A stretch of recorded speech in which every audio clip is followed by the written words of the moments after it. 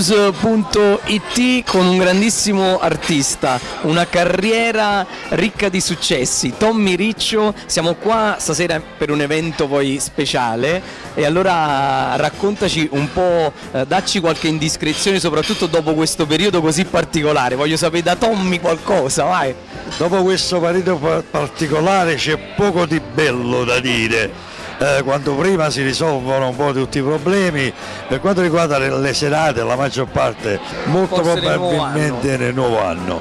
E sai, la musica io la faccio a 360 gradi. Ed è un momento di evoluzione per te, mi Un momento raccontavi. di evoluzione di musica. Io sinceramente non credevo tanto a questa cosa qua, ma devo dirti che sono diventato quasi un trapper, la musica Fantastico. flash. Sono adesso pronti dei nuovi lavori discografici che ti vedranno anche in una veste musicale nuova. Già sono uscito con un pezzo che ho fatto con un bravissimo trapper che si chiama Gioca. Ah, ok. Siamo già a parecchi milioni di visualizzazioni.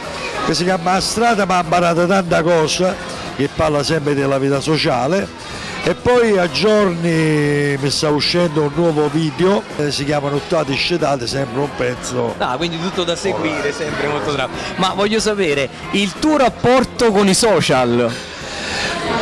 Mi sto imparando bene. Ti vedevo prima che facevi le storie. Ci sto andando forte. Mi devo aggiornare un po' col TikTok. Allora Tommy, cosa vogliamo dire a tutti i tuoi fan e un saluto poi a streetnews.it. Beh, io ai miei fan che voglio dire, seguitemi sempre, a tutti voi che piace la mia musica, streetnews.it, e a questa grande festa che stiamo facendo stasera. Tutti i miei colleghi, amici, e auguri, bocca al lupo a tutti. Un piacere aver avuto qui con noi a streetnews.it Tommy Riccio, grazie. Yeah, piacere mio.